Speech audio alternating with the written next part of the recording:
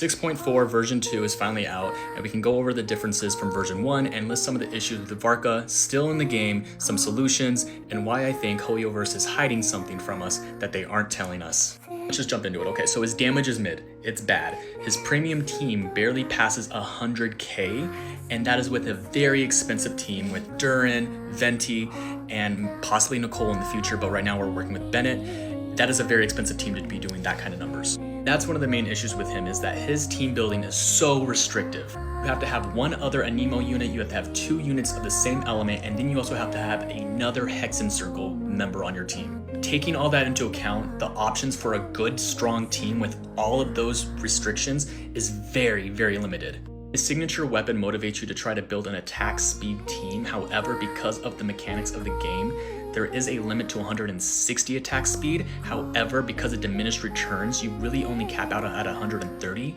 and that's because of hit lag, which that's when you hit an opponent, the game freezes for a moment, which causes a delay. So because of that, you're really only working with 120 to 130 attack speed at cap, so attack speed is not going to be a huge thing for him, unfortunately.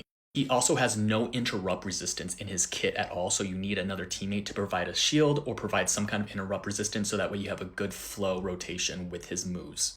Okay, now that we know the issues, let's talk about solutions. Option 1, we increase his personal damage, because right now his personal damage is not good. And I'm not trying to be a meta slave, however, I do think that damage for a new character matters because it indicates how long that character is going to last in the future moving forward. Option 2 is that his team building structure and restriction needs to change. I think that by removing the one other Anemo unit on the team can open up a lot of options for swirl reaction damage, as well as options for team building. You would also have to change like the 140 220 damage boost to 180 to compromise for his talent that he has, but I think that would be a fair trade. The third solution is that they need to fix the attack speed and hit lag issue. This should just be a part of the game. This doesn't need to be attached to Varka. This just needs to be a part of the game for every character, in my opinion. And the fourth solution that I could see them doing is them introducing a upgraded swirl reaction. Okay, and now the final takeaway and my lingering questions moving forward are these. Remember that this is still beta and things are more than likely willing to change, however they might not as well. Like there is no visual effects of Boreas on Varka's burst, even though his splash art has it, you know? That's just a small indicator. There are also other characters that have not been released that are anticipated to help support Varka, such as Lowen, Alice, and possibly Gretel. I think the buffs and changes to his kit will happen after the Zabai banner releases or comes out, because Hoyoverse wants to capitalize on that new character and that new element.